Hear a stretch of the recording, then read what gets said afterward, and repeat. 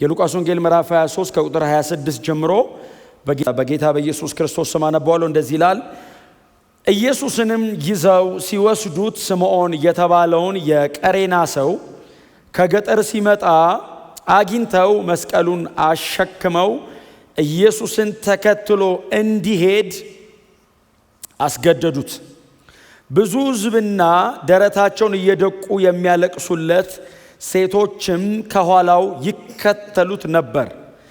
ኢየሱስ ግን ወደ እነርሱ ዘወር ብሎ እንዲህ አላቸው፣ እናንተ የኢየሩሳሌም ሴቶች ለራሳችሁና ለልጆቻችሁ አልቅሱ እንጂ ለእኔ አታልቅሱ። እነሆ መካኖችና ያልወለዱ ማኅፀኖች ያላጠቡ ጡቶችም ብፁዓን ናቸው የምትሉበት ጊዜ ይመጣልና፣ በዚያን ጊዜም ተራሮችን ውደቁብን፣ ኮረብቶችንም ሰውሩን ይላሉ። እንግዲህ በእርጥብ እንጨት እንዲህ ካደረጉ በደረቁ ምን ያደርጉ ይሆን? ከእርሱ ጋር እንዲገደሉ ሌሎች 2 ወንጀለኞችን ወሰዷቸው። ቀራንዮ የተባለ ቦታ በደረሱ ጊዜ ሰቀሉት። ወንጀለኞቹንም አንዱን በቀኙ ሌላውን በግራው ሰቀሏቸው። ኢየሱስም አባት ሆይ የሚያደርጉትን አያውቁምና ይቅር በላቸው አለ። እነርሱም ልብሱን በዕጣ ተከፋፈሉት። ሕዝቡም ቆመው ይመለከቱ ነበር። ገዢዎችም ሌሎችን አዳነ፣ በእግዚአብሔር የተመረጠው ክርስቶስ እርሱ ከሆነ እስቲ ራሱን ያድን እያሉ አፌዙበት። ወታደሮችም ቀርበው ያፌዙበት ነበር። የሆመጠጠ የወይን ጠጅ እየሰጡትም አንተ የአይሁድ ንጉሥ ከሆንህ ራስህን አድን ይሉት ነበር። ከራሱም በላይ ይህ የአይሁድ ንጉሥ የሚል ጽሑፍ ነበር። ያነበብነው የሉቃስ ወንጌል ምዕራፍ 23 ላይ ያለ የጌታ ቃል ክፍል ነው ያነበብነው። በተለያየ አጋጣሚ የኢየሱስ ክርስቶስን የመስቀሉን ሞት ስናነሳ በጣም በተለያየ አጋጣሚ ደጋግመን የምናነሳው እኔም ደግሞ በጣም አዘውትሬ የማነሳው የመጽሐፍ ቅዱስ ክፍል ነው። ስለ ጌታ ስለ ኢየሱስ ክርስቶስ ስፔሻሊ ሂስቶሪካሊ ኢየሱስ ክርስቶስ መሬት ላይ በምን አይነት መንገድ እንደሞተ የምናነብ ከሆነ ሉቃስ በዚህ አካባቢ የጻፈውን ይህን የሉቃስ አካውንትን ግዴታ ማየት አለብን። የሉቃስ የዘገበውን የሉቃስን እይታ ሉቃስ የተረዳውን ሉቃስ የገባውን እነ ጴጥሮስ በጣም በጥንቃቄ ለሉቃስ የነገሩትን ያንን ደግሞ እኛም ከሉቃስ ወንጌል ማየት ግዴታችን ነው። ሉቃስ እንደምታውቁት የዚህ የጌታ የኢየሱስ ክርስቶስ የምድር ላይ ቆይታ ወይንም ጌታ ኢየሱስ ክርስቶስ 33 ዓመት ተኩል በምድር ላይ ባገለገለበት ጊዜ 3 ዓመት ተኩሉን ተገልጦ ሲያገለግል ወንድማችን ወንጌላዊ ሉቃስ የአይን ምስክር እንዳልነበረ ሁላችሁ ታውቃላችሁ። ኢየሱስ ክርስቶስ በመስቀል ላይ ሲሞት አላየውም፣ ሲቀበርም አልነበረም። ተነስቶም ከትንሣኤውም በኋላ ለደቀ መዛሙርቱ አልፎ አልፎ ሲታያቸው ሉቃስ የአይን ምስክር እንዳልሆነ በሁላችሁ ዘንድ የታወቀ ነው። ምክንያቱም ይሄ ወንድም የኛ አይነት አሕዛብ ነው፣ የኔና የናንተ አይነት አሕዛብ ነው። ሶሪያዊ ነው። በኋላ ላይ ወደ ይሁዲነት የተቀላቀለ ፕሮሰላይት ነው እና ሶሪያዊ የነበረ ወደ ይሁዲነት እምነት የተቀላቀለ በተለይ ደግሞ በአዲስ ኪዳን ላይ ሉቃስን ራሱ የታሪክ ባለቤት ሆኖ የምታገኙት ከሐዋርያት ሥራ ምዕራፍ 16 ከነ ጳውሎስ የግሪክ አገልግሎት በኋላ ወይንም ከጳውሎስ ሁለተኛ ሐዋርያዊ ጉዞ በኋላ ማለት ነው እና የሐዋርያት ሥራ ምዕራፍ 16 ላይ ፊልጵስዩስ ጳውሎስ ከገባበት ጊዜ ጀምሮ እኛ የሚለውን ስለሚጠቀም የታሪክ አካል የታሪክ ባለቤት የሚሆነው ከዛ በኋላ ነው። ከዛ በኋላ ግን እጅግ በጣም የተወደደ ወንድም ሆኖ የወንጌል አገልግሎት አጋርም ሆኖ በአዲስ ኪዳን በተለይ በጳውሎስ አገልግሎቶች ላይ ታገኙታላችሁ። ጳውሎስ በተለያዩ ደብዳቤዎች ላይ እንደነ ሮሜ፣ እንደነ ፊልጵስዩስ፣ እንደነኛ ሁለተኛ ጢሞቴዎስ እና እንደ ፊሊሞና ባሉ ደብዳቤዎች ላይ 4 ጊዜ ሉቃስን ስሙን ደጋግሞ ጠርቶታል። ከጢሞቴዎስ ቀጥሎ ብዙ ስሙ የተጠራለት በጳውሎስ ደብዳቤ ላይ ሉቃስ ነው ማለት ነው እና በጣም የተወደደ ነው። እጅግ የተወደደው ሐኪሙ ሉቃስ፣ ሁሉ ትተውኝ ሄዱ፣ ሉቃስ ብቻ ግን ከኔ ጋር አለ እያለ ጳውሎስ ደጋግሞ የሚያነሳው በጣም የተወደደ የአገልግሎት አጋሩ ነው እና እናንተም ስታጠኑ ብዙ ጊዜም እንደምታውቁት የሕክምና ባለሙያ ነበር። ስለዚህ በጣም ህመምና ፈውስ ማጥናት ከፈለጋችሁ የሉቃስ መጽሐፍትን አጥኗቸው። የሉቃስ ወንጌልና የሐዋርያት ሥራ መጽሐፍ በጣም አስገራሚ ናቸው። ለህመም የሚጠቀመው የህክምና ቋንቋ ነው። ለፈውስም የሚጠቀመው የህክምና ቋንቋ ነውና አሁን ቀራጮችና አሳጥማጆች ብቻ ዝም ብለው ያዩትን በሙሉ እንትናም ተፈወሰ ብቻ ብለው አይደለም የጻፉት። ክሊኒካሊ ቼክ የሚያደርግ ዶክተር ደግሞ የኢየሱስ አገልግሎትን አንድ ወንጌል ተሰጥቶ ጽፎታል። ዝም ብሎ ኢየሱስ እንትና ፈወሰው ብቻ ሳይሆን ክሊኒካሊ ቼክ አድርጎት የምርን የተፈወሰው ነው። በህክምናም የተረጋገጠ ፈውስ ማለት ነው። እና አስቀድሜ እንዳልኩት ረጅሙ ትልቁ መጽሐፍ ነው። በእውነት ትልቁ መጽሐፍ ነው። እግዚአብሔር መቼስ ለኛ እድል ሰጠን አይደል? ለኛ እድል ሰጠን። አሕዛቦች የሆነን እኛ እንድንድንና ወንጌል እንድንሰማ ብቻ ሳይሆን እንድንሰብክና ከቅዱሳት መጽሐፍት ውስጥም ደግሞ በጣም ሰፊ ሽፋን እንድንጽፍ እግዚአብሔር ለአሕዛብ እድል ሰጠን። የዕብራውያን ደብዳቤን ሳስተምር እንደተናገርኩት ምናልባት ሁላችሁም ከነበራችሁ እንደምታስታውሱት የዕብራውያን ደብዳቤ የጳውሎስ መልእክት ካልሆነ ምናልባት የዕብራውያን ደብዳቤ ምዕራፍ 6 ምናምን ላይ እናገኘዋለን ሰውየውን። እስከዛ ድረስ እናንተ ብዙዎቻችሁ ፈልጋችሁ አግኝታችኋል። ጳውሎስ ግን ካልሆነ ጸሐፊው ከሮሜ እስከ ፊሊሞና ድረስ ብቻ ከሆነ የጳውሎስ መልእክት ያለው 13ቱ ብቻ ከሆነ በጳውሎስ እጅ የተጻፈው ሉቃስ ብዙ በመጻፍ ይበልጠዋል። ዕብራውያን የጳውሎስ ከሆነ አዲስ ኪዳን ብዙ የጻፈው ጳውሎስ ነው የሚሆነው። ዕብራውያን የጳውሎስ ካልሆነ 13ቱ ደብዳቤ ተሰብስቦ የሉቃስ ወንጌልና ሐዋርያት ሥራን አያክልም በሳይዝ። ስለዚህ ጳውሎስ ዕብራውያንን ካልጻፈ የአዲስ ኪዳን ትልቁ ጸሐፊ ሉቃስ ነው። ስለዚህ ይሄ ሰው ምዕራፍ 23 ላይ መጣ። የሉቃስ ወንጌል ጠቅላላ ሐሳብ የኢየሱስ ክርስቶስ ፍጹም ሰውነት ነው። ኢየሱስ ፍጹም ሰው ነበር የሚል ነው የተጻፈው። ኢየሱስ ፍጹም ሰው ነበር።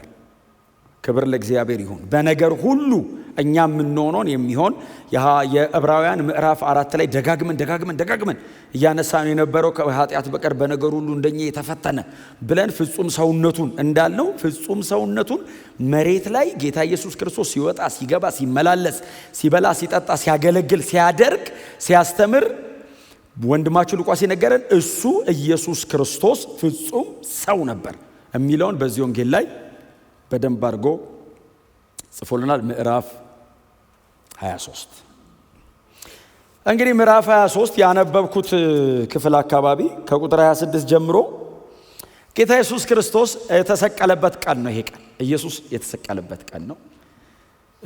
ታሪካችን የተቀየረበት ቀን ማለት ነው።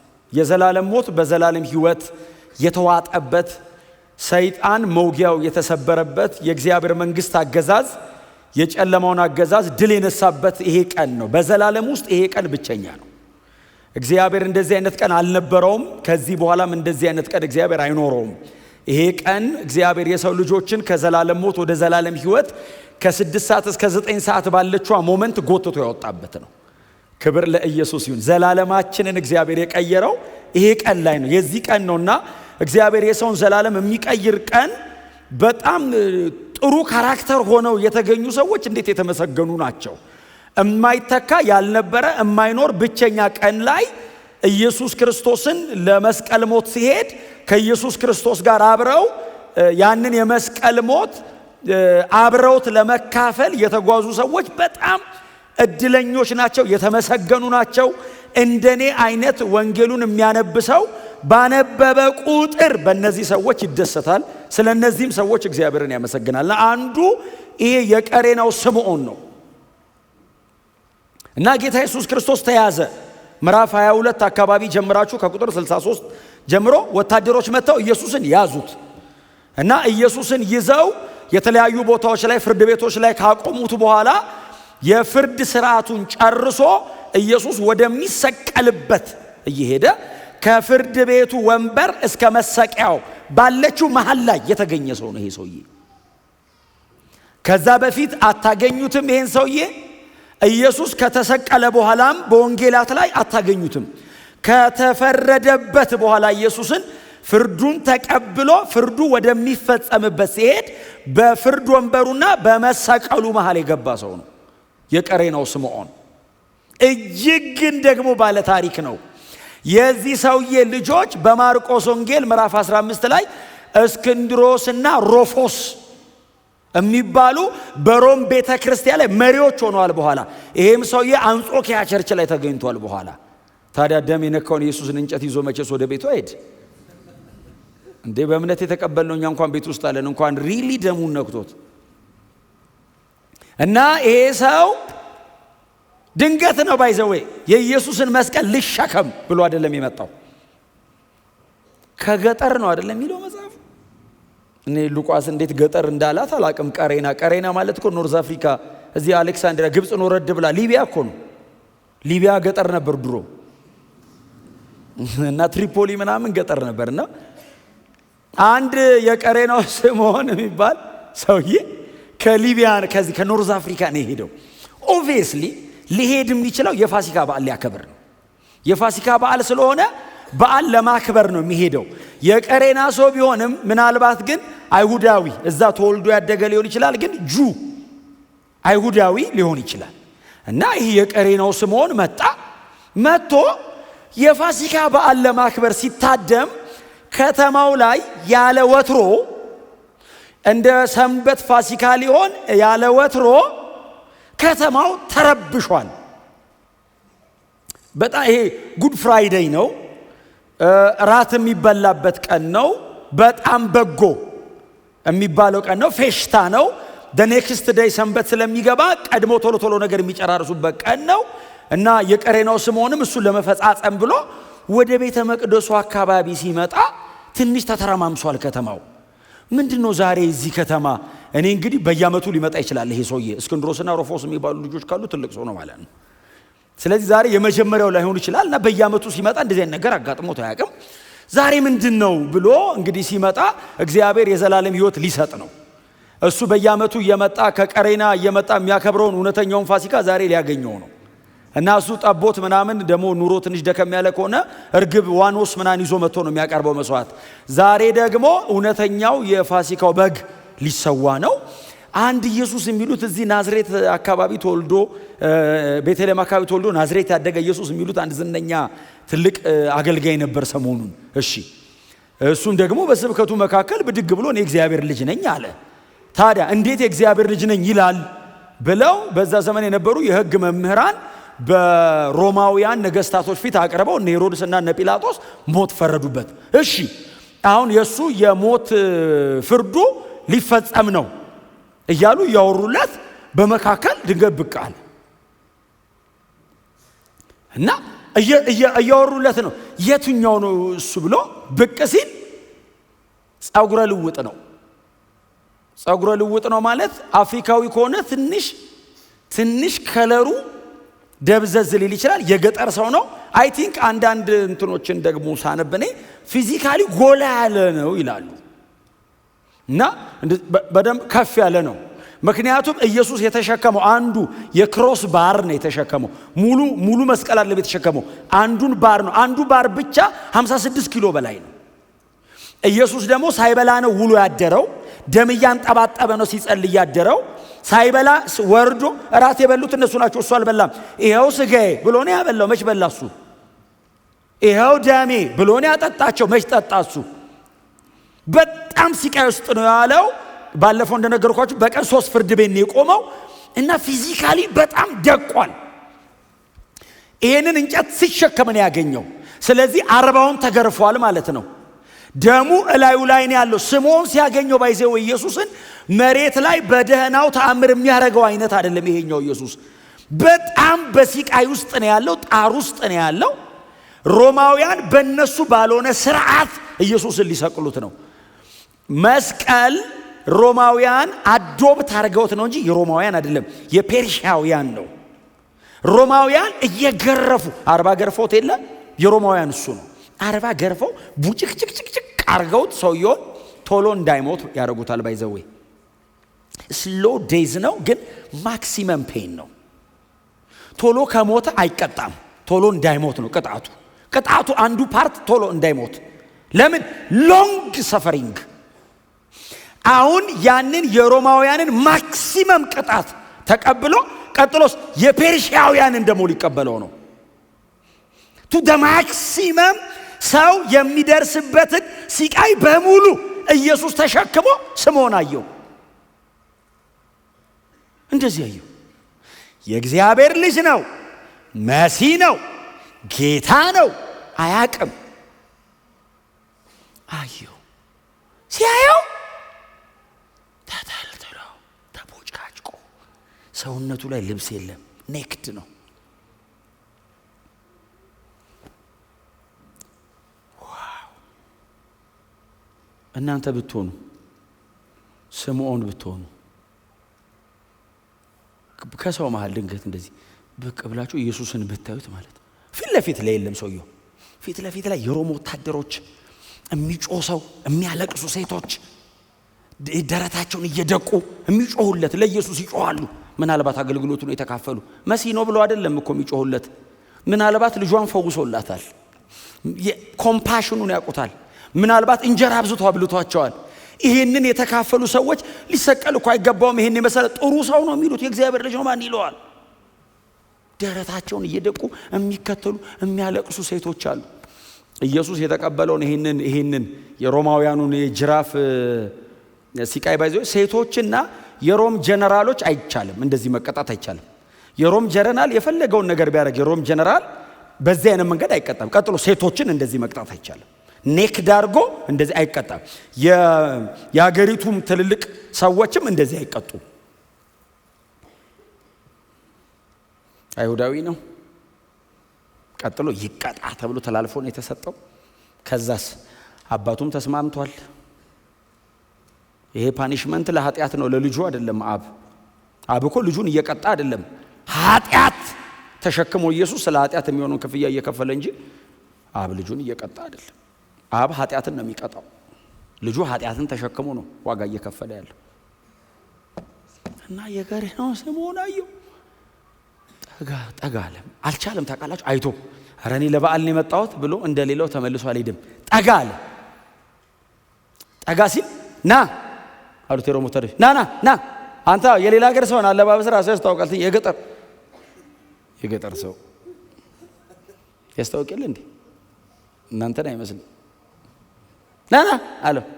800 ማይል መጥቷል ይሄ ሰው። 800 ማይል ማለት ምን ማለት ነው? ከቀሬና አሁን ኢየሱስ እስከ ኢየሩሳሌም 1300 ኪሎ ሜትር ነው። 1300 ኪሎ ሜትር ነው መጥቶ ድንገት ነው የመጣው። ና ተሸከምለት ሲሉት ከኢየሱስ ትከሻ ላይ አይደለም የተቀበለው እንጨቱን። ኢየሱስ መሸከም አቅቶት ወድቋል። ኢየሱስ መሸከም አቅቶት ወድቆ እንኳን እንጨቱ ሊሸከም ራሱ መቆም አይችልም። ተነስቶ ሲያጣጥር ስምዖን ጠጋ ብሎ ያየዋል። ታውቃለህ፣ በደም የተነካካ እንጨቱን እያየ ጠጋ ብሎ ሲያየው እዚህ የተተለተለው ሰውነት ውስጥ ይሄ አቧራው ገብቷል። ደሙ አጥንቱ እስኪታይ ነው። አጥንቱን አልነኩትም። ከአጥንቱ አንዳች አይሰበርም የሚል ቃል ስላለ አጥንቱን መንካት አይቻልም። ስጋውን የተለተሉት አንድም አጥንቱ አልተነካችም። አጥንቱን መንካት አይቻልም። ከአጥንቱ አይሰበርም የሚል ቃል አለ። ሌላውን ሊፈጩት ይችላሉ። ባይዘው በእልህ ኢየሱስን አትችልም ቃል አለ አጥንቱን እንዳነካ የሚል እስከፈለጉ ድረስ ግን ይገባሉ። ቡጭቅጭቅ ሲያደርጉት ወድቆ ሲነሳ እንትኑ ገብቷል ሰውነት ውስጥ። እና ስምዖን አየው። ታውቃለህ፣ ጠጋ ብሎ ማንም ሐዋርያ በዛ ልክ የተጠጋው የለም ኢየሱስን። ማናቸውም እንዴት ተጠግተው አላዩትም። ስምዖን ጠጋ ብሎ አየው። እንጨቱን ዋው ተሸከመው። ብድግ አድርጎ እንጨቱን ተሸከመለት እና ኢየሱስ ከፊት ይሄዳል። ስምዖን ተሸክሞለት ከኋላ ይሄዳል። ያየዋል። ስትራይፕሱ ትዝ ይከተለዋል። መጽሐፍ ሲናገር የኢየሱስን እንጨት ተሸክሞ እንዲከተለው አስገደዱት የሚል ቃል አለ። ኢየሱስን መከተል ተገዶ ራሱ ያዋጣል። ተገዶ ራሱ ጎናቸው ተገደህ መከተል ራሱ ያዋጣል ብሉት። ተለምነህ አይደለም ብራዘር እባክህ ተከተለው ተብለ ተለምነህ አይደለም፣ በግድ እንዲህ ሳይገባ ራሱ መከተል። ለምን መሰለ? የሆነ ቀን ይገባል። ራስን ኢየሩሳሌም ቸርች ታገኘዋለህ። በአማረ ቀን እያልን ነው ቅድም እንደዘመርን።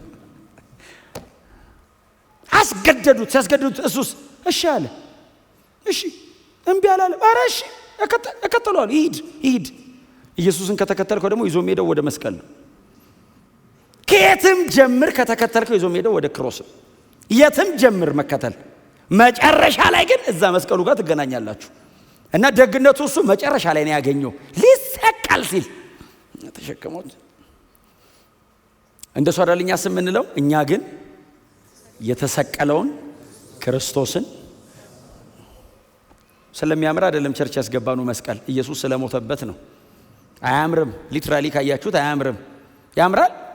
አያምርም? እዚህ ውስጥ ስንት አርክቴክት አለ። በጣም እስቲ ያማረ ቆንጆ ነገር ስሩ ብንልኮ ይሆን የሚሄድ መድረክ ልትሰሩልን ትችላላችሁ። ባይዞ አለ የለም የሚባል መድረክ መስቀል ላይ ከሌለበትስ ሶሻል ክለቢውን ምን አይለይም። ክሮስ ካለስ ስትገባ ፍሬም ያደርጋል። ለምን? ኢየሱስ የተሰቀለበት ነው። የሆነ ቦታ ስትገባ መስቀል ካየ ቤተ ክርስቲያን ነው እንዴ ትላለህ። ካፌ ትልቅ መስቀል አድርገው ቢጠብቁ አበላም ጸልየት ወጣል አመስግነ። ለምን? ፍሬም ያደርጋል። ስለሚያምር እንዳይመስል ኢየሱስ ሞቶበታል። እድለኛ ነው ስምዖን ኢየሱስ የሚሞትበትን መስቀል ተሸከመው። እንጨቱን ብቻ እንዳይመስል የተሸከመው ደሙን ነካው። የኢየሱስ ደም እላዩ ላይ ያረፈ። ስምዖን ሲሸከም የኢየሱስ ደም እዚህ ላይ ነካው። በመንፈስ ይቀድሳል። እንኳን ቀጥታ ደሙን አግኝተው ተሸከመው። አይ ቲንክ ኢየሱስ ወደ አብ ካረገ በኋላ ስምዖን በጌታ ከሆነ በኋላ ቸርቻውን አስበዋል። ከወንድሞች ጋር ሲገናኝ ደሙ በመቃኔ እያልን ስንዘምረኝ እሱስ ነክቶኛል። እዚህ ላይ ነበር። ይገርማል። የወንጀለኛ ደም እንዳይመስል የጌታዬ ደም ኢምፕሪንት እዚህ ላይ አለኝ። አሻራው አለ እዚህ ጋር ሲነካኝ ፊዚካሊ የኢየሱስ ደም ነክቶታል። የአካል ኮንታክት ነበረው ከኢየሱስ ደም ጋር እና ሲሄድ ኢየሱስ ስማ ምን መሰለህ፣ አሁን ዝም ብሎ መከተል አይደለም። ኢየሱስ ሲሄድ ዝም ብሎ አይሄድም፣ መልስ ይሰጣል። ይሄ የሚመለስለት ነገር ካለ መልስ እና እየሄደ እያለ ደረታቸውን እየደቁ ሲያለቅሱ እየሄደ አንተ ማውራት በማይቻልበት ሰዓት ኢየሱስ አንድ መልስ ሰጣ አይደል? እናንተ የኢየሩሳሌም ሴቶች ሆይ አላቸው ሲያለቅሱ። እንዲሰሙት አድርጎ ነው። ለእኔ አታልቅሱልኝ። ለምን? ይገባኛል ላደርገው የመጣሁት ይሄንን ነው። ለእኔ አታልቅሱ፣ ለራሳችሁና ለልጆቻችሁ አልቅሱ። ይሄንን ለሚያደርጉት ለነሱ አልቅሱላቸው እንጂ መሲህ ተልኮ አልቀበልም እምቢ በእኛና በልጆቻችን ላይ ይሁን ያሉት ትዝ ይላችኋል። ይሄ ሰው ንጹህ ነው ሲል ከደሙ ንጹህ ነኝ ሲል ጲላጦስ እሱ ላይ የሚሆነው በእኛና በልጆቻችን አስወግደው እርግማን ከመጣ በሱ በኩል እኛና ልጆቻችን ላይ ብለዋል። ኢየሱስ እንደዚህ አለ፣ ለራሳችሁና ለልጆቻችሁ አልቅሱ እንጂ ለእኔ አታልቅሱልኝ አለና በእርጥቡ እንጨት እንዲካረጉ በደረቁ አለ። ንጹህን ሰው ለመስቀል እንዲህ ከሆኑ በኋላ ላይማ አይችሉትም አለ። በእርግጥም ያው 70 ኤዲ ላይ ታውቃላችሁ ሮሞች መተው ኢየሩሳሌምን ምን እንዳረጓት እና ኢየሱስን ይዘውት ሄዱ። መንገዱን ሲሄድ ስምዖን ከኋላ ይከተለዋል እና ኢየሱስ ከፊት ይሄዳል።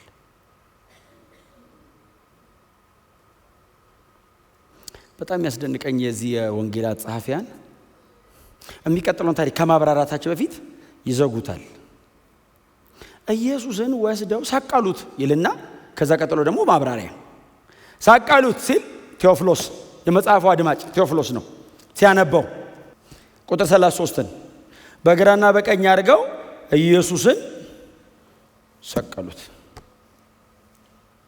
ሁለት ሰው በግራና በቀኝ አድርገው ኢየሱስን ቴዎፍሎስ እየሰማ ነው። ባይዘ እያነበበ አይደለም። ቴዎፍሎስ ትክክለኛ ቃላቶቹን ካያቸዋቸው እያነበበ አይደለም፣ እየሰማ ነው። ቴዎፍሎስ የሉቃስ ወንጌልና የሐዋርያት ሥራ አድማጭ ተደራሲ እሱ ነው እና እየሰማ ነው። እሺ ይሄ የቀሬናው ስምዖን የት ነው ያለው ይላል።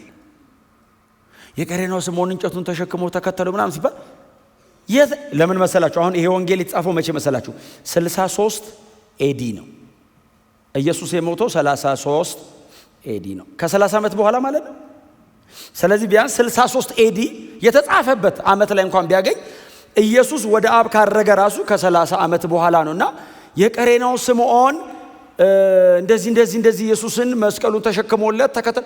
የት ነው ያለ ቀሬናው ስምዖን ብሎ ሲጠይቅ ሉቃስን ምናልባት ካገኘው የት ነው ያለው ሲለው አንጾኪያ ቸርች ቤተሰብ ነበረው ሲለው እኔ ጴጥሮስ ብዙ አልነገረኝም። ማርቆስ ግን ከማቴዎስና ሉቃስ እንደ መሰረት የተጠቀሙት የማርቆስ ወንጌልን ነውና እኔ የማርቆስ ወንጌልን አንብቤዋለሁ ቀድሜ። ለምን እንደ ሰብስትራክቸር የተጠቀምኩት ታሪክ ለማደራጀት የተጠቀምኩት የማርቆስ ወንጌልን ስለሆነ ማርቆስ ግን ሲጽፍ እስክንድሮስና ሩፎስ የሚባሉ ሁለት ልጆች ነበሩት።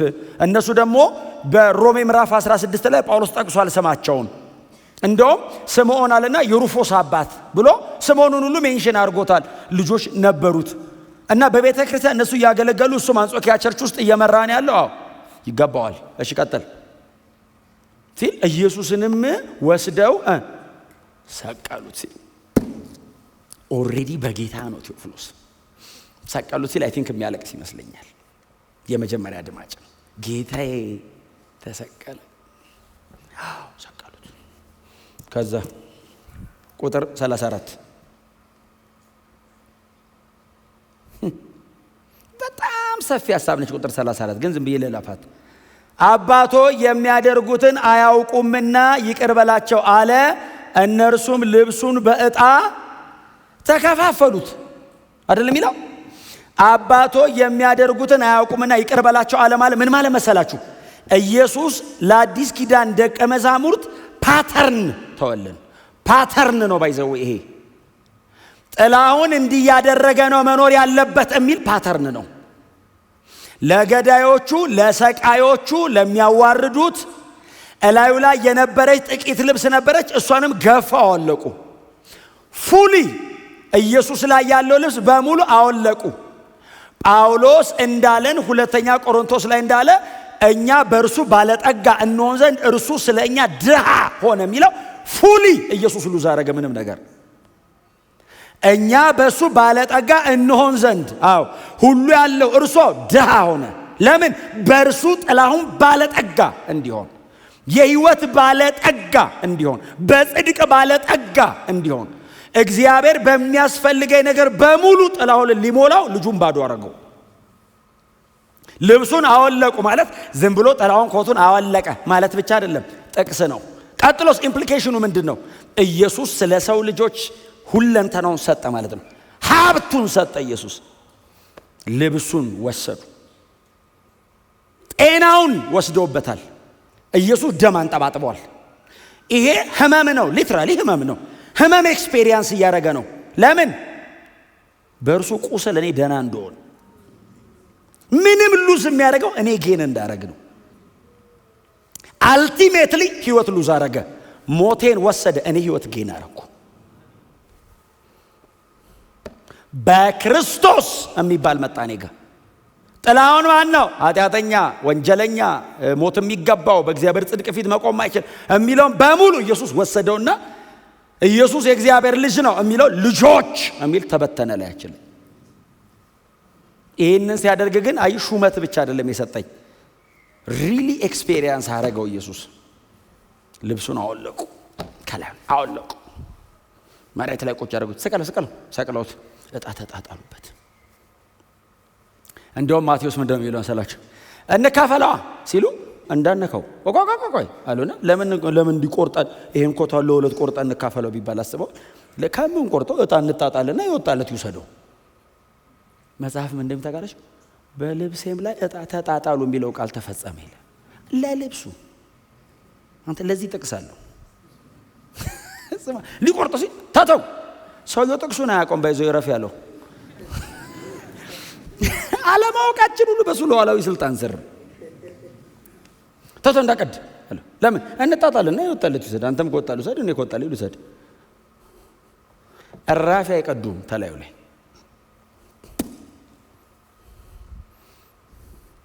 ከዛ ቀጠለ። እሱን ሰጠ፣ ሁሉን ነገር ሰጠ። በመስቀል ላይ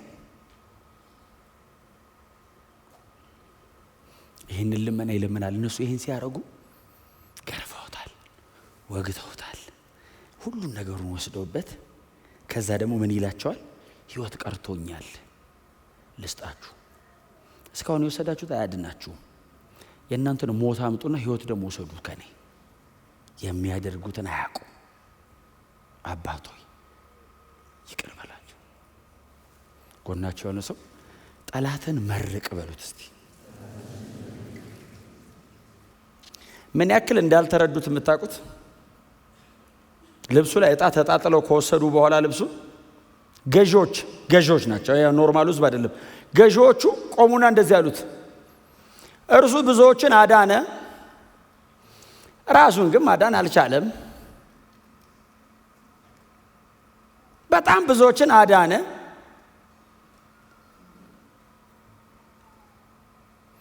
አይገርምም? ግን ንግግራቸው ትንቢት እኮ ነው። ብዙዎችን አዳነ፣ ኦፍ ኮርስ ራሱን ማዳን አልቻለም። ብዙዎችን ለማዳን ነው። ኢየሱስ ከመስቀል ቢወርድ ተቸዋለሁ ቢል ባይዘው አሁን እየሞተ እያለ እናንተስ በዛ ቢል ወደ አፈርነት ነው የምንመለሰው። ተቀለ ሳንፈጠር በፊት እንደ ጴጥሮስ ላግዝ ብሎት እኔ ሁሌ ነው ማነሳት። ማልኮስ መጥቶ አገር ሲረብሽ ኢየሱስን ይዞ በቃ ይዤዋለሁ ዋናውን አግኝቼዋለሁ ምናምን ሲል ጴጥሮስ ሰይፍ ላጣርጎ ጌታስ ሰይፍን ወደ ሰገባ መልስ አይደል? ተቆርጦ ወደቀ ጆሮ አንስቶ ሊገለው እኮ ነው የመጣው። እግዚአብሔር የእጁን ሰጠው ነው የምንለው እኛ ብንሆን። ፓተርኑስ ይሄ ነው ፓተርኑ። ኢየሱስ ያደረገውን ድገሙ። አሜን በሏ። ማንም የፈለገው ሊል ይችላል። ማንም የፈለገውን ይበል። በእግዚአብሔር ፊት አብሮ አይቆም። ዘላለም እኮ አለ። ሰባ ላይ ዓለም ሞኝ ይበለ፣ ዘላለም ላይ እግዚአብሔር ክቡር ይላል። አንጆሮ ብርገ አረገና ፈወሰው ነው እንዴ? አንተ አሁን አትቁረጥ እባክህ። ራሱ እኮ በጣም እኮ ከባድ ነገር ነው። ጆሮ ሲቆርጠው ሊገል የመጣውን ሰው የጆሮ ቢቆርጥልህ አንድ ሰው አትቁረጥ ብትለው ራሱ እንዴ ምን አይነት ሰው ነው እባክህ ይላል። ጆሮ የተቆረጠው ሰው የራሱ ቆሙ ስላንተ ልገለው መጥቼ ሊያድነኝ። መፈወስስ አድቫንስ ነው፣ ከአይምሮ በላይ ነው። ባይዞ ሰውየው ለዛ ነው አልገባውም፣ ከአይምሮ በላይ ነው። ቢገባው ኖርማ ቆም ይለን እምልህ ከመረዳት በላይ ነው። እፍፍ አደረገና ለጠፈው ነው የሚለው እንደውም ሉቃስ ይኸው ሰውዬ ነው። ባይዞ ለጠፈው ማለት ምን ማለት ነው? አሁን ለጠፈው አይደል? አሁን ሳፋው ይሄዳል ይገባል። አሁን ሰርጀሪ ሰራው የሆነ ነገር አረገው ይገባናል። ለጠፈው አይገባም። የሕክምና ቋንቋ ስላጣ ነው ሉቃስ። ይሄ እኮ የምናከመውም አይደለም። ይሄ መቼስ በቃ አምላክ ነው እኮ እንደዚህ አድርጎ እንደዚህ ይቻረከት አፈር አይደል? ለሰን አረገው። ጆሮ ስራዋን ቀጠለች። ያ እንትናስ ማን ነው? ያ ማልኮስ የሚሉ ሰው ጆሮውን ቼክ አድርጎ ሰርታለች ብሎ ኢየሱስ ሊሰቅል ይዞ ሄደ። ታምር ሰው አያድንም። ባይዘው የምትድነው በእግዚአብሔር ቃል ብቻ ነው። እስቲ አሜን በሏ። በእውነት ነው የምላችሁ። ታምር ሰው አያድንም። እንኳን ያየ ከሩቅ ቆሞ ያየ እንዳይመስል የተሰራለት አይድንም። የእግዚአብሔር ቃል ሲገባ ነው ምድነው። እግዚአብሔር የዘላለም ሕይወት ያስቀመጠው እዚህ እውነት ውስጥ ነው። እና ሰውየው ጆሮን ቼክ አድርጎ ይዞ ሴት ኢየሱስ አንተ ቢያንስ አንተን አልፈወስኩም አላሉ። ከጴጥሮስ ጋር ነው ኢየሱስ የሚያወራው። ማለት ሌላ ጥፋት እንዳታጠፋ አንተ አለው።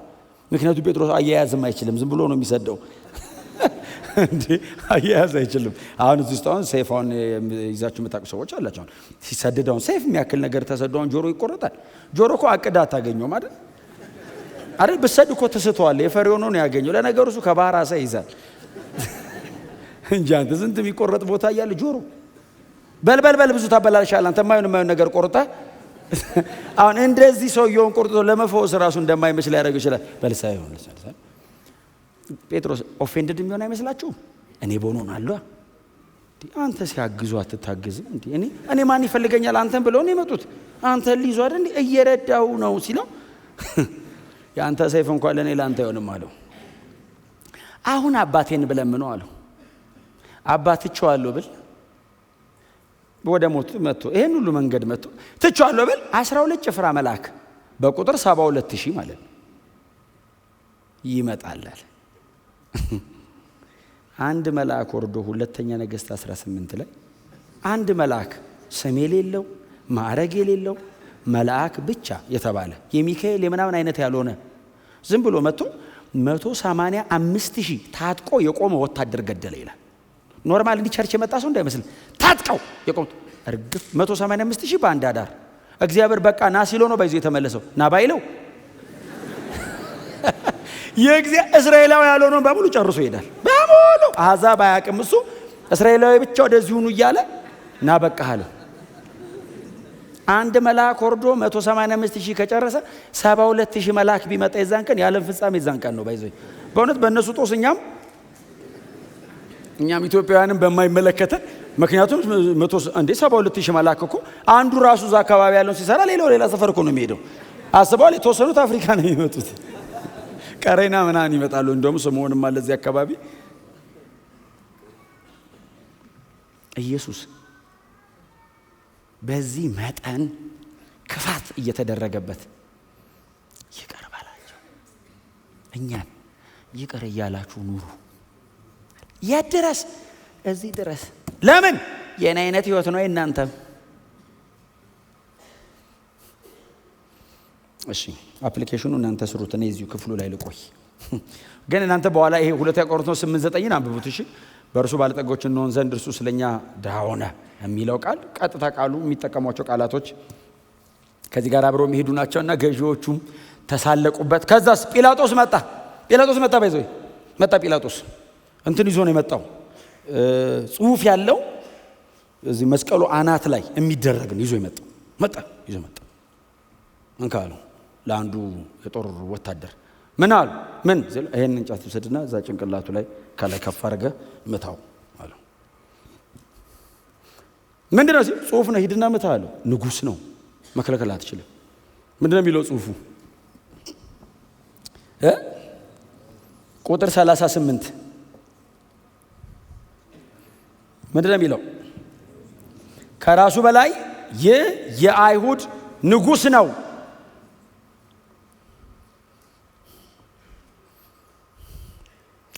በእውነ ጲላጦስ ልክ አይደለም። እኛውን የወንጌል አማኝ ስለሆነ ነው ልክ ነው የምንለው። ጲላጦስን እንደ አንድ አሕዛብ ቁጠሩት። ጲላጦስ መጽሐፍ የነበረበት የትኛውን ነው? የአይሁድ ሕግ መምህራን የነገሩትን ነው መጽሐፍ የነበረበት።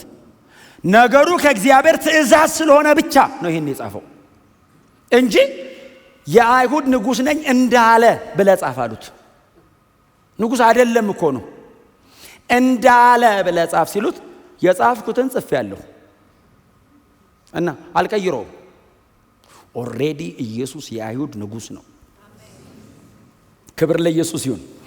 እስቲ አንድ ቃል አውጡልኝ። ዮሐንስ 19:19 እንደዚህ ይላል፣ ጲላጦስም ጽሑፍ ጽፎ በመስቀሉ ላይ አንጠለጠለው። ጽሑፉም የናዝሬቱ ኢየሱስ የአይሁድ ንጉሥ የሚል ነበር። ከዛ ቁጥር 20 ኢየሱስ የተሰቀለበት ቦታ ከከተማው አጠገብ ስለነበር ብዙዎች አይሁድ ጽሑፉን ምን አሉት?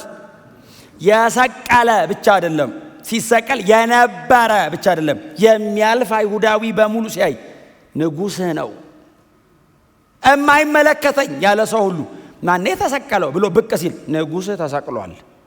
የሚያልፉ ሁሉ አይደለም የሚለው። ከዛ ምንድነው የሚለው? ብዙዎች ጽሑፉም በአረማይክና በላቲን በግሪክም ነበር። በሶስት ቋንቋ ነው የጻፈው። አረማይክ ኮመንሊ የሚነገር ቋንቋ ነው። ግሪክ በዛ ዘመን ግሎባሊ አሁን እንግሊዘኛ እንደዚህ ግሎባል ቋንቋ እንደሆነ በዛ ዘመን እንደዛ አይነት ነው። ላቲንም the most influential የሆነ ቋንቋ ነው። እንደ ስራ ቋንቋ ጭምር ይጠቀሙታል። በሶስቱ አረማይክ፣ ግሪክ እና በላቲን የጻፈው ምንድነው የሚለው መሰላችሁ? የሹዋ ሃናዜሬ ሜሌክ ሃ ያሁዲም ነው የሚለው። እነዚህን የጻፋቸውን የመጀመሪያ ቃላት ካወጣችሁ ዋይ ኤች ደብሊው ኤች ያህዌ ነው የሚለው። ኢየሱስ ሂዝ ጋድ የጻፈውን የመጀመሪያ ቃላት ካወጣችኋቸው ያህዌ ነው የሚለው። ትክክለኛ ንጉሳችሁ እሱ ነው አላቸው። ሲያነበው ታውቃለህ። አሁን እሱ አሁን ጲላጦስ አሁን ገባ በሮማውያን የተሾመ ነው። ምንም የሚያውቀው ጉዳይ የለም። የአይሁድ ሕግ መምህራን ያውቁታል።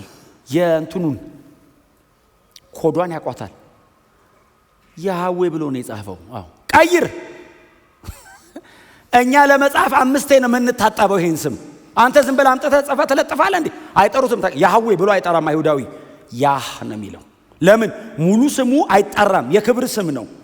ሌላ አሁን አዶናይ ኤሎሂም ያህዌ እግዚአብሔር ለሙሴ ዘጸአት 3:14 ላይ የተገለጠበት ነው። ስምህን ማን ልበላቸው አለው። ሙሴ መጣና ሂድ ብለኸኛል። አዎ ስምህ ማን ነው ሲለው ያለና የሚኖር በላቸው አለው። ስምህ ማን ነው ሲለው ያለና የሚኖር ነኝ። አሁን መተ እከሌ አትለኝም፣ ያለና ያህዌ ነኝ፣ እኔ ነኝ አለ። ከእኔ በቀር ሌላ የለም አለና የዚህ ሰው የዚህ ጲላጦስ የሚሉ ሰው ምን ይጽፍ? ያህዌ ቀይር አሉት። አልቀይርም። ቃሉንስ ግሪክ፣ አራማይስጥ፣ ላቲን። ክብር ለኢየሱስ ይሁን። ይሄ ከተከናወነ በኋላ ነው እንግዲህ ከዛ በቃ ጨረሱ። መሬት ያለው አለቀ። መሬት ያለው ነገር በሙሉ አለቀ። ከዛስ መስቀል ላይ ሆነ ወሬው። ከዛ ደግሞ ግራና ቀኝ ደግሞ የተሰቀሉ አሉ። ሰይጣን አልጨረሰም። መሬት ባሉት ሲጨርስ ደግሞ እዚህ ጋር ደግሞ አሉ 2 ሟች ኢየሱስ መሃል ነው። ጀመሩታ። አንዱ አየሁ፣ አንተ ክርስቶስ ከሆንክ እስቲ ራስንም እኛንም አድንና ልመንህ። አንተ ከባድ አይደለም ይሄ ነገር? እስቲ ራስንም እኛንም አድን ሲለው አሁን በእውነት ኢየሱስ እኮ ቀድሞን እንኳን ሆነና አስተማረን እንጂ እንዴ ዘለው ረዱ እኮ ነው የሚል። ዝም አለው ይላል። ተቀለጸ። ለምን? ከትንሽ ደቂቃ በኋላ ሰውየው መሞቱ አይቀርም። ከዛ ሄዶ ዛም ያገኘውን ያገኛል። ለምን? ከሱ ጋር የሚጨቃጨቅበት አቅም የለውማ። ዝም ሲል ይሄኛው መንፈስ ቅዱስ አየ። ኢየሱስ እዚህ ጋር ሲሞት ኢየሱስ እየሞተ መንፈስ ቅዱስ ለሰው ህይወት እያደለ ነው። ስለዚህ ካልሰበኩ እንዴት ያምናሉ አይደለም የሚለው መጽሐፍ። እና ለዚህ ሰውዬ ሰባኪ ያስፈልገዋል። ይሄን ሰባኪ ያደረገለት። ይሄኛው ለዚህኛው እንደዚህ አለው። አንተ አለው ተሰቅሏል እኮ። የተሰቀለ ሰው ወሬ ጥሩ ነው፣ ያው እዛ ላይ ስለሆነ ያለን እሱ ማጥናት ጥሩ ነው። እንደዚህ አንተ አለው አቤት ይላል። ያኛው በጣም እንትን ነው፣ ካርናል ነው፣ ፍጥረታዊ ሰው ነው። ይሄኛውስ ትንሽ መንፈሳዊ የሆነ ነው። እድሜያቸውን በሙሉ የሰሩት ወንጀል ከባድ ስለሆነ ካፒታል ፓኒሽመንት ብቻ አይደለም ባይዘው ሰው በምንም አይነት መንገድ ሊገደል ይችላል ሮም ውስጥ። ይሄኛው ግን የወረስት የሚባል ጥፋት ያጠፋ ሰው ነው ባይዘው። ኢየሱስም እኮ ሲጀመር የተቀጣው በረማኖቶ ነው። ሞት የሚያስፈርድ ጉዳይ የሰራ ሰው ተለቆ ነው ምንም የሌለበት ኢየሱስ መሃል ላይ የገባው። ያው እኛ በርባን ብንሆን እኛ ወተን እንደማለት ነው አይደል? በርባኑ እኔ ነኝ የሚል አንዴ እንደውም የሆነ ግጥም ሰምቻለሁ ቆይቷል። በርባኑ እኔ ነኝ የሚል በጣም አስደናቂ። እኔ ድሮ በርባን የሆነ ሰው እየነበረ ይመስለኝ። እኛውን ለካ ሰው ከተለወጠ በኋላ ድሮን ስለሚረሳ ነው። እና እንደዚህ ተሰቅሎ ያኛው እዚህ ጋር ነው ይኸውላችሁ የሚበሱት። እዚህ ጋር አይደለም፣ እዚህ ጋር ነው የሚበሱት። የደም ስሩንም ነርቭውንም ነው የሚቆርጡት ባይዘው። እና መስቀል ላይ መሞት ባይዘው አመመኝ ብቻ እንዳይመስልህ። ባዮሎጂካሊ ምንም ነገር ሰው መቆጣጠር ስለማይችል ነርቮቹ ምናምን ስለሚቆራረጡ ራሱን መቆጣጠር ስለማይችል በጣም ብዙ ነገር ባያዝድ ይሆናል፣ ይደበላልቅ። ኢንቴንሽናሊ ነው ባይዘው እዚህ ጋር የሚቆርጧቸው። ሲወጋቸው ራንደምሊ ያገኙት ቦታ አይደለም የሚወጓቸው። አንዱ የስቃዩ አካል ነው።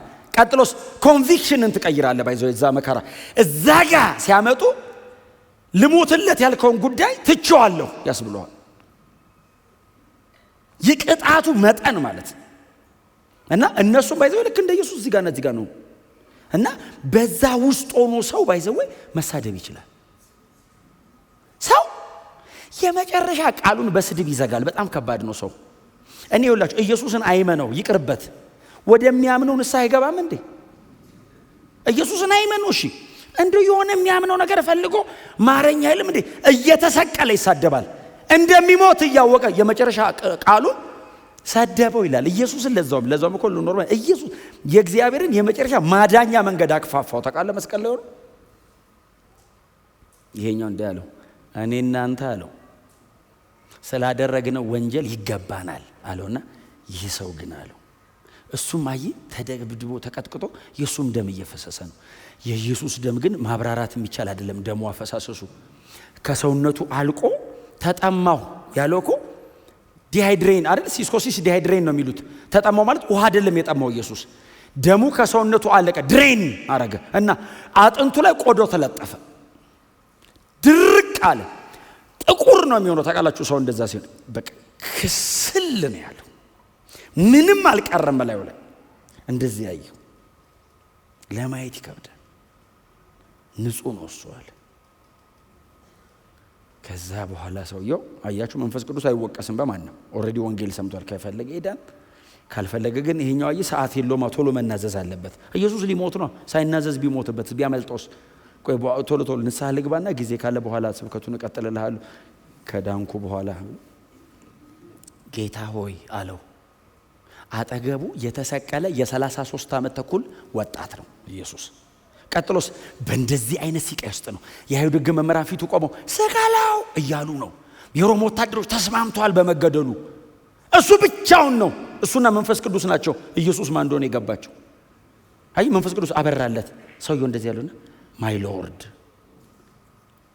ደሙ ፈሱ ያለቀውን ኢየሱስን ለመሞት እያጣጣረ ነው። ሳጋፍኖታል፣ እያጣጣረ ነው ሊሞት። የቀረችውን ትንፋሽ ያቆያት አባቴ ምን ነው ተወከለ ማለት ብቻ ነው። ቀጥሎ ብዙ ማውራት አይችልም፣ ትንፋሹ ቁርጥ ሊልበት ነው። እና ይሄ ሰውዬ የቀረችዋን እቺን ሞመንት ነው የሚጠቀማት። ማይ ሎርድ የሚለው ቃል ኩሪዮስ የሚለውን ትክክለኛ ቃል አዲስ ኪዳን ላይ እነ ጳውሎስ ናቸው ባይዘው የተጠቀመው ይሄን ቃል። ሰውዬውስ ኩሪዮስ ማለት እኛን ለማዳን ከሰማይ እየወረድክ ነህ አለው። እንደዚህ እንደማይህ ብቻ አይደለህም አንተ አለው፣ ሌላ ነህ አለው። ጌታ ሆይ በመንግስት ስትመጣ አስበኝ እባክህ አለው። ምንድነው የገባው? ወንጌል እንዲህ አይደል እንዴ? ድንገተን ቢበራው ወንጌል ቦግ አለለት። ታውቃለህ መስቀል ላይ ሆኖ የኢየሱስ ሞት የሞተ ቀን ነው ማዳን የጀመረው። ከርሞ ኢየሱስ ከተነሳ በኋላ አይደለም ያዳነው፣ እየሞተ ዳነ ሰውየው። ኢየሱስን እዚህ ጋር እየሞተ ህይወት ሰጠው መንፈስ ቅዱስ። ኢየሱስ ነው ስራዬን ሰርቶ የጨረሰው። ይሄንን ህይወትስ ወደኔ ያመጣው መንፈስ ቅዱስ ነው። መንፈስ ቅዱስ አክቲቭ ነበር መስቀል። ዕብራውያን 9:14 ላይ በዘላለም መንፈስ ራሱን ሰጠ ይላል። ሆሊ ስፒሪት አክቲቭ ነው እዛ ጋር። ኢየሱስ ሲሞት መንፈስ ቅዱስ ለሰው ፈቃደኛ ማን ይላል? መንፈስ ቅዱስ ቆሞ ለምን ይሄው ህይወት ተገኘ እኮ ላድል ተገኘ። ይሄኛው የመጨረሻውን ወንጀለኛ አዳነ። ይሄ ሰውዬ ከዳነ ማንም ይድናል። የመጨረሻ ፍርደኛ አዳነ ኢየሱስ ደም። የመጨረሻ ደና ሰው ካህን አይደለም ያዳነው፣ ነፍሰ ገዳይ አዳነ። የመጨረሻውን ኃጢአተኛ ማንጻት ይችላል ተባለ። የመጨረሻ ወንጀለኛው መጽደቅ ይችላል። ኢየሱስ ዞሮ አየው። በደም ተነክሯል ፊቱ። አይኑን መግለጥ አይችልም። በጣም በስስ ነው ሊያየው የሚችለው። አየው እና ዞሮ አንተ ሰው አለው። ኢየሱስ ፈገግ ይላል። ለምን መሰለ? የዘላለም ህይወት የሚያገኝ ሰው ነው ይሄኛው። ቅድም ዘምረናል። እኔ ብቻ ብሆን ኢየሱስ ለብቻ ይሞትልኝ ነበር አላለ? እሱ ብቻ ቢሆን የሚድነው ኢየሱስ ይሞታል። ማንም ባይቀበለው ለሱ ብቻ ቢሆን። ለምን መሰለ? ሰውየው ሲያወራ ሰብሰብ በሉና ከሞት ስነሳ መጥቼ በዛ ካላችሁ አወራለሁ አይደለም ያለው። ላንተ ብቻም ቢሆን እንደዚህ ያየው አንተ ሰው አለው። ሰማ ሰውየው ከሰማይ ወረድክ ነው ብሎት የለ አንተ ሰው ሲለው እኔ ባይዘው እየተዘመረ ትንሽ ነገር ሲነካኝ እንባይን መቆጣጠር አልችልም እንባይን ትንሽ ሲነካኝ። ይሄ ሰውዬ ምንድነው የሚሆነው? እጁ ራሱ ተቆርጦ አለመውደቁ ለመስገድ ሲሞክር አንተ ሰው አለው። ጌታዬ ሲለው አቤት አንተ ሰው አለው። አቤት አለው። በሙሉ አይኑ ማየት አይችልም ኢየሱስን። ዛሬ ከኔ ጋር በገነት ትሆናለህ። አድነኝ ሲለው ድነሃል። ሞቱን ወሰደለት፣ ህይወቱን ሰጠው። አየ ብልጥ ነው፣ ጥበበኛ ነው። ከነ ኃጢአቱ አልሞተም ብሎ ኃጢአቱን ኢየሱስ ላይ አድርጎት ሞተ እና ይነሳላ የትንሣኤ ቀን ዛሬ ከኔ ጋር በገነት ትሆናለህ ማለት ኢየሱስ የግሪክ ኮንስትራክሽኑ የቃሉ የግሪክ ኮንስትራክሽን ዛሬ እኔ እናንተ ገነት ሄደን እናድራለን አይደለም ትርጉሙ። ዛሬ እልሃለሁ ከኔ ጋር በገነት ትሆናለህ። ሰኪውርድ አደረገው። በቃ ድነሃል፣ ጸድቀሃል። ዛሬ ልንገርህ አለው። ምክንያቱም ኢየሱስ ለሥራ ወደ ታች ይወርዳል ለ3 ቀን። ስለዚህ በቃ ዛሬ ግን ልንገርህ አለው። ዛሬ ከኔ ጋር የሚለው ዛሬ እልሃለሁ ነው የግሪክ ኮንስትራክሽኑ። እርግጠኛ ሆናለሁ። ምን አለ? ድነሃል አለ። እድሜውን ሁሉ ሌባ፣ እድሜውን ሁሉ ወንበዴ፣ እድሜውን ሁሉ ነፍሰ ገዳይ፣ መጨረሻ ላይ ሹልክ አለ። አስገባኝ ሲለው ኧረ ያንተ በዛ አይልም። ናግባለሁ። ደሙ ይችላል። የኢየሱስ ደም ይችላል። አይ የኢየሱስ ደም አሁን የሰውየው የክፋት ልክ አይደለም፣ የደሙ ጉልበት ነው የታየው። ሰውየውማ ክፋቱ እኮ እኔ ክፉ ነኝ ማለት አይጠበቅበትም። መስቀሉ ይመሰክራል። የሰራው ስራ ነው እዚህ ጋር ያመጣው። አሁን ሶስቱም መስቀል ላይ ቢሆኑ የሚሞቱበት ጉዳይ ላይ እነሱ ለራሳቸው ኃጢአት፣ እሱስ ለዓለም ሁሉ ኃጢአት። ይለያያል ምክንያታቸው መስቀል ላይ የመጡበት። እሱ ንጹህ ነው፣ እነሱ ወንጀለኛ ናቸው። እሱ እነሱን ጨምሮ ለዓለም ሁሉ ነው እየሞተ ያለው። ሰው ሲያቸው ሶስት ወንጀለኛ ይላል። ኖ ኖ ኖ ኖ የማለኛው ወንጀለኛ አይደለም። ስለ ሰው ልጆች ኃጢአት የሌሎችን ኃጢአት ተቀብሎ አይ ቅድም እኮ እንደሰማኑ እኮ ጥቅስ እኮ ነው ስለ መልካም ሰው የሚሞት ስለ ቸር ሰው የሚሞት ይገኛል አይደለም? በጭንቅ አሁን በጣም ጥሩ የተባለ ሰው አቤት የተባለ ሰው እና እንደው በጭንቅ እኔ ለሞትለት እባክህ እንደው በጭንቅ ለኃጢአተኛስ